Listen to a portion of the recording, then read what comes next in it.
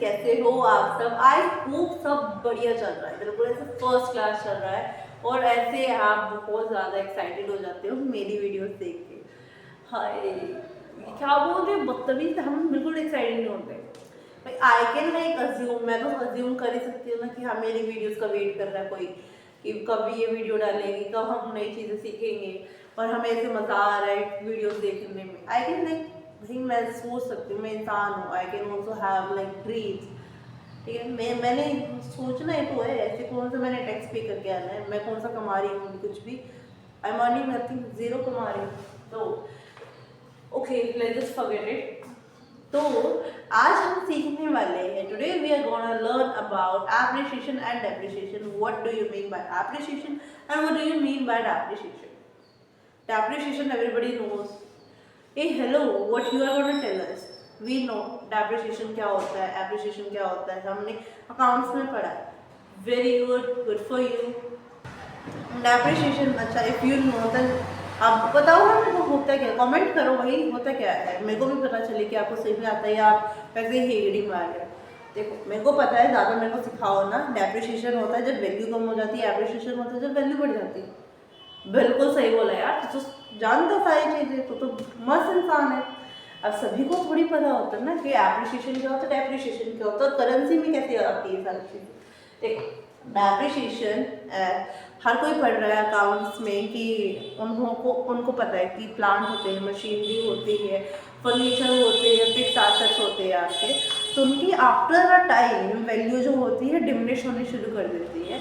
तो इसलिए अकाउंट्स में एक चीज़ होती है जिसको बोलते हैं डेप्रिसिएशन, कि इतने रेट के अकॉर्डिंग हम उसकी वैल्यू को घटा रहे हैं, उसको बोला जाता है डेप्रिसिएशन। कि हमने, चाहे वो एक्चुअल में इतनी हो रही है नहीं हो रही, बट हमने इतना मान लिया कि हर साल इसकी वैल्यू जो है 10% डिक्रीज हो रही है। ठीक है, हमने स्टैंडर्ड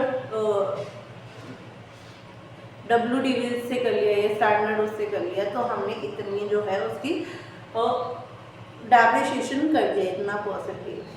वेरी ट्रू। अब इसमें कैसे होता है देखो, अब मैं आपको एग्जांपल से बताती हूँ। डेप्रिसिएशन 3 दिन का एग्जांपल जो मैंने आपकी पहली की वीडियो में देख लिया था, दैट इज आपको डे 1,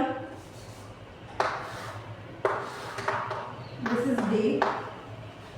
ठीक है, यहाँ पे आपके इंडियन, मतलब यहाँ पे रुकिए, यहाँ पे आपकी करेंसी, सॉरी, यहाँ पे आपकी कुर्सी यूरो।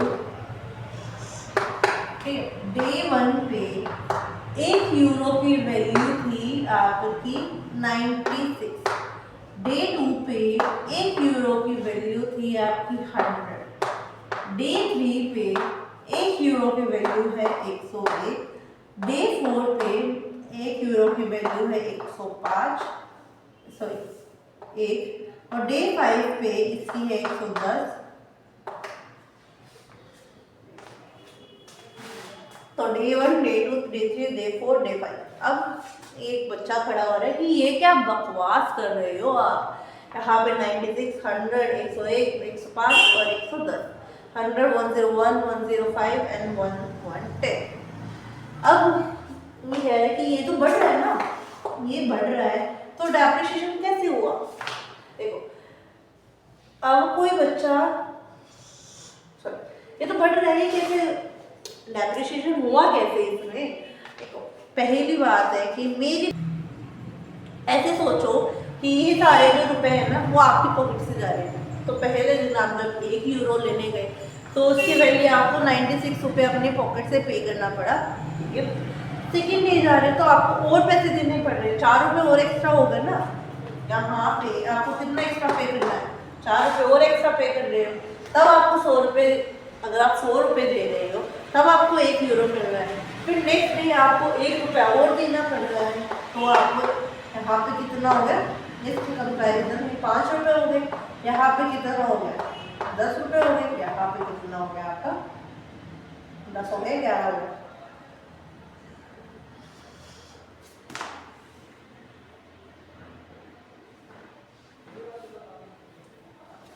यहाँ पे कितना करना पड़ रहा है आपको, 9 रुपये। यहाँ पे कितना करना पड़ रहा है आपको 14 रुपये। तो कहने का मतलब है कि मेरी पॉकेट से डेली ज़्यादा रुपए निकल रहे हैं। पहले मैं 96 पे कर रहा था, फिर मैं 100 पे कर रहा हूँ, फिर 101 पे कर रहा हूँ, तो मेरी पॉकेट से तो ज़्यादा गए।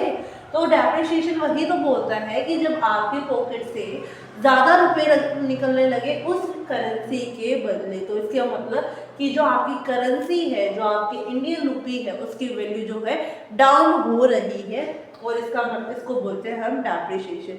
Depreciation, what it really want to say कि when your Indian currency value start decreasing, then it is called depreciation of currency.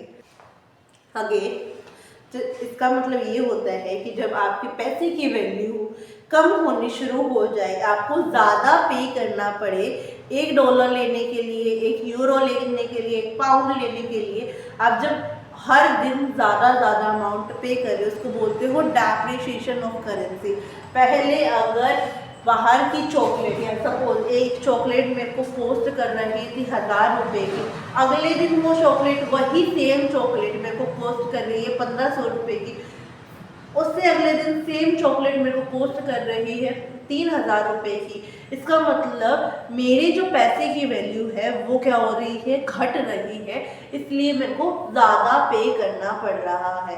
If anyone is watching the video on YouTube, तो आपको होता है ना कि आप मालदीव जा रहे हो, मलेशिया जा रहे हो, बाली जा रहे हो, इंडोनेशिया जा रहे हो, आप दुबई जा रहे हो, तो वहाँ पे होता है ना कि काफ़ी कंट्रीज़ में हमारी जो करेंसी वो सुपीरियर मानी गई है, और काफ़ी कंट्री में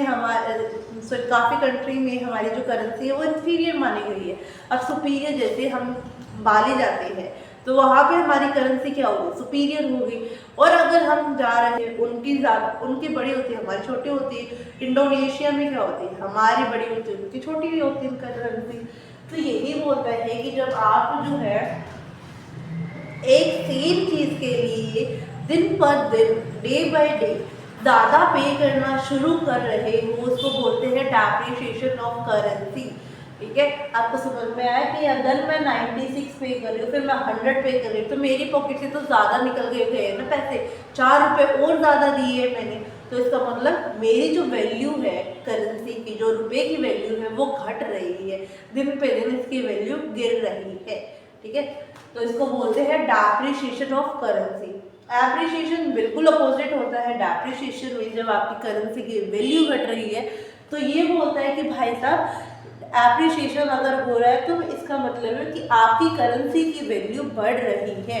पहले अगर वो चॉकलेट डे 1 पे मेरे को 1000 रुपये की पड़ी है, तो डे 2 पे 1500 की ना पड़ के, 1000 की ना पड़ के, वो जो है मेरे को 800 रुपये की पड़ी है। डे 3 पे सेम चॉकलेट जो है मेरे को पोस्ट हो रही है 500 रुपये की। डे 4 पे सेम चॉकलेट मेरे को पोस्ट हो रही है 200 रुपये की। डे 5 पे वो पोस्ट कर रहे हैं मेरे को 100 रुपये की। 1000 से कम हो गई, तो इसका मतलब मेरी पॉकेट से कम पैसे निकल रहे। पहले 1000 निकले, फिर 800, 500, 200 और 100। ठीक है, तो इसका मतलब मेरे को कम पे करना पड़ रहा है, कम पे करना पड़ रहा है। इसका मतलब मेरी जो करेंसी की वैल्यू है वो बढ़ रही है, मतलब वो भी उसका एक रुतबा बन रहा है, उसके लिए उसकी भी पहचान हो रही है। उसके लिए हमको कम पे करनी पड़ रही है अपनी करेंसी, हमको ज़्यादा अमाउंट नहीं देगी। ठीक है, उसको बोला जाता है एप्रिसिएशन ऑफ करेंसी। फर्स्ट देखिए, चॉकलेट की बात कर रहे हैं।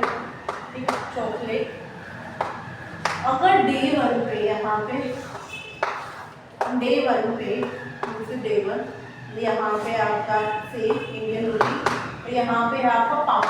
ठीक है, एक पाउंड यहाँ पे first day, second day, third, fourth, और यहाँ पे फिफ्थ। पहले दिन मेरे को पे करना पड़ रहा था 1000, अब मेरे को पे करना पड़ रहा है 800। ठीक है, अब मेरे को पे करना पड़ रहा है 500, अब मेरे को पे करना पड़ रहा है 200, और अब मेरे को पे करना पड़ रहा है 100।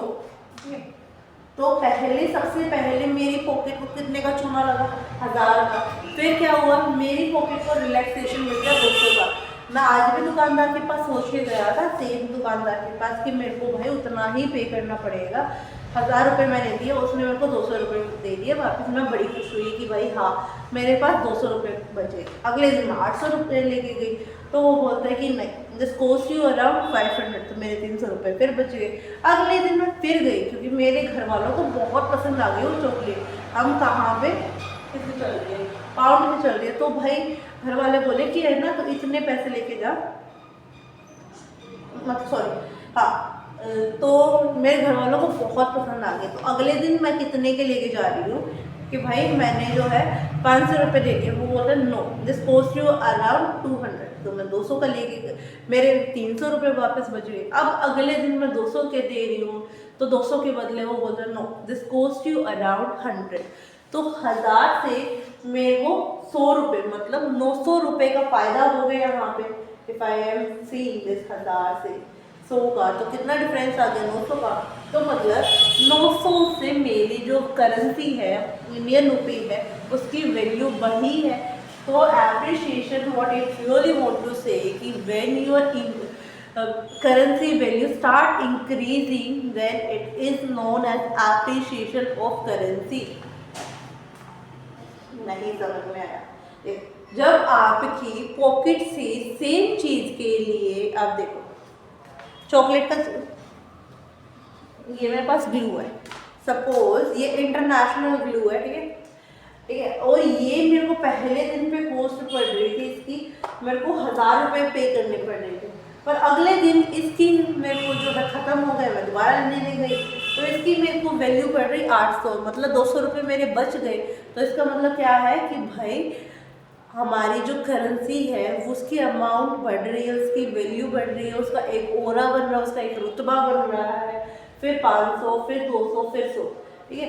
इसका मतलब यही है। और इसमें अगर देखें तो पहले मैं 96 पे कर रही थी, अब ये बोलता नहीं नहीं नहीं नहीं this will cost you 100, actually 4 rupees has been increase because your currency value has been decrease.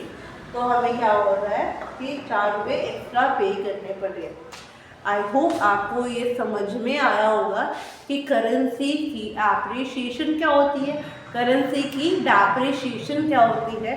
अगर आपको समझ में आया है तो you know what to do, share this video with every single person whom you know, no matter that person is related to commerce, arts, no matter he is doing or she is doing science, please share this with every single person because these are the terms that every person should know कि appreciation of currency क्या होती है, depreciation of currency क्या होती है। So I hope आपने कर दिया होगा शेयर सबके साथ, एंड आपने अगर कर दिया है तो प्लीज़ लाइक, अगर आप तो देख रहे हो तो like this video, share with every single person, subscribe the channel and drop down a comment. Radhe Radhe, जय श्री श्याम, ध्यान रखो अपना, खूब मस्ती मजाक करो because this part of your life will never come again, ठीक है। सो बाय।